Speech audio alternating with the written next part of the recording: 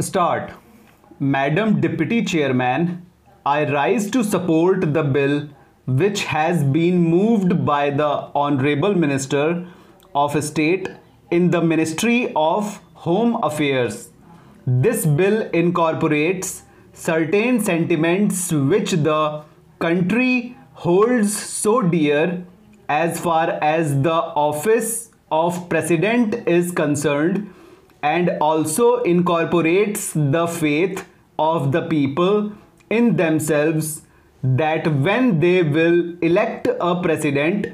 the person who would be occupying the high post would be a person who would have not only the love and affection of the people, but would be, as the Honorable Minister pointed out, a dedicated politician whose whole life is dedicated to the service of the nation before he became the president. During his occupation of the office of president and even after he retired from that office, it is this confidence of the people in themselves and the high love and affection which they hold for this office which have resulted in this particular bill being considered by the House at the present moment. The Honorable Minister has pointed out that the President, who has just retired, has fulfilled all the requirements which are the basis of this particular measure and the measure which was passed in 1951. I wish that he had mentioned the last Governor General also, to whom both the measures apply. Whether we may agree or may not agree with the last Governor General on some of the political views that he holds, there can be no two opinions that the last Governor General was also an illustrious son and is an illustrious son of this country and deserves all the consideration, all the love and all respect of the country which are being incorporated in the present measure and were incorporated in the 1951 Act. While therefore fully supporting the measure which is now before the House,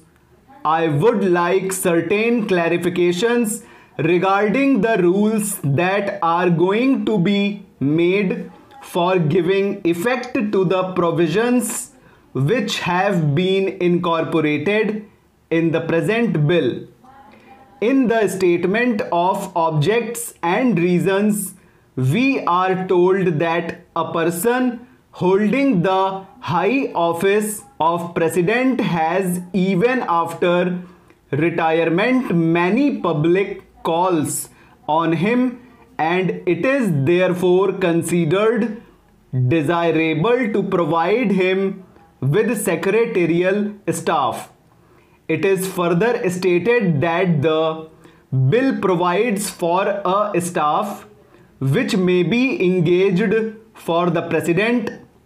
Staff might be appointed for him and office space might be provided for him. It is because of this that certain misgivings have arisen in the minds of some of the members, and they want it to be made perfectly clear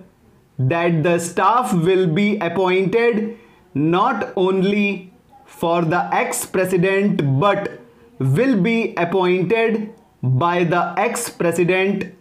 and it will be his wishes and his desires that will be taken into account when a particular person is being appointed. Also, regarding the office which is engaged for him, his wishes should be taken into account so that he knows who would be a convenient place for him and he may to get that place. Another reason for insisting on what I consider to be an important detail is that if the government appoints the staff for the ex-president, then automatically they become government servants because they have been appointed by the government. It may be that in the rules a clarification might be attempted whereby they may be exempted from some of the service conduct rules which are applicable to normal government servants. But even there, it will be much better that this should not be left in any doubt, and that these persons that are appointed to assist the ex-president in his secretarial task are appointed by the ex-president himself. They would be the staff of the ex-president and would not be appointed by the government for the ex-president and would not be government servants.